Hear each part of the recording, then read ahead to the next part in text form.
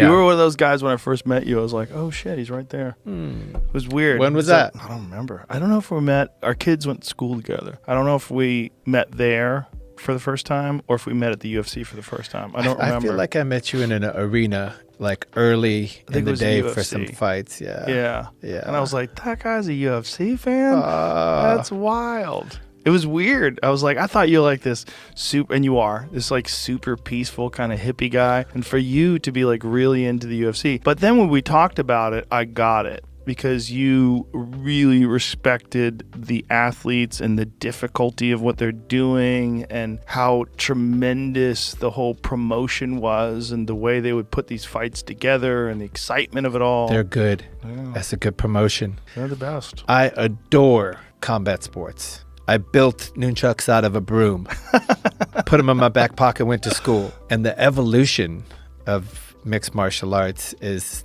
divine and one of the most exciting things that's ever happened to me in my lifetime. Like, talk about lucky to be born at a certain time and place. It's exquisite. And the funny thing is, fighting outside of a ring or a cage or a mat, it crushes my heart. Like, violence in real life kills me. Like pain. Put it in, like dedicate your life to the art. It becomes a chess match all day, every day. Yeah, I'm a super fan. I agree. I'm not really a big fan of fist fights. No. Fist fights in the street, I'm like, God, don't do that. What I call fighting, like what I call it high-level problem solving with dire physical consequences. And that's really what it is. It's like, to me, it's like just like this ultimately exciting endeavor. And I love it when someone like you appreciates it. It was very exciting for me to see you there because I was a giant fan of Chili Peppers, and to see that you actually appreciate it. You weren't just a guy there for a scene, because there's a lot of people that go there, they're just there for an event, which is great, fine. It's a great event, it's wild to see. But you actually were asking questions and you were really into it, Still am. Yeah. It does not fade. No. I watched Alexa point out her victory 2 nights ago, last night. Yeah, Alexa Grasso, she's a beast. Yeah, she's a beast, and she gets better with every fight. It's an exciting time, man. It's amazing, like what the sport has become from when I first watched it in '93 or '94. I think was the first event that I saw. I've been working for them now I've been working as a commentator for 20 years, and before that, for 2 years, I was a post-fight interviewer in the the late '90s, rather '97. Amazing. I saw that first UFC event. Compliments of Guy Osiri, who had a cable box, and he called me up on a landline and said, there's a no-holds-barred fighting competition of one art form against another, and it happens in 30 minutes. Get over to my house. And we sat on the couch and watched that, and I was like... Well, there's not really a sport that's evolved that much since 1993 to 2022, where it's unrecognizable, the difference between the sport then and the sport now. It's so much different. There's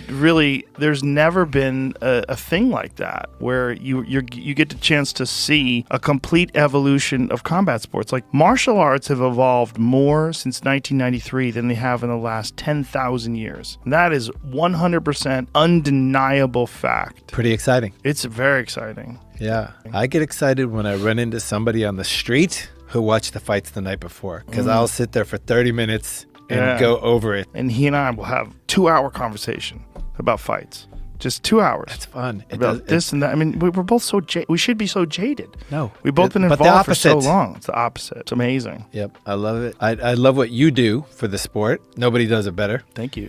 And I love what Dana does for the sport. He's the best. Nobody does it better. He's the best. He's the best front man that any sport's ever had. I think so. And he takes so much grief and gets so much hate. And he's done things that I am not down with. I hate politics in sports. I'd rather keep them separate, like church and state. Yeah. But I don't care. He has given the world joy, and he's given opportunities and jobs for so many athletes. People ignore the fact that he has given tens of thousands of people a dream. Fighters to get paid.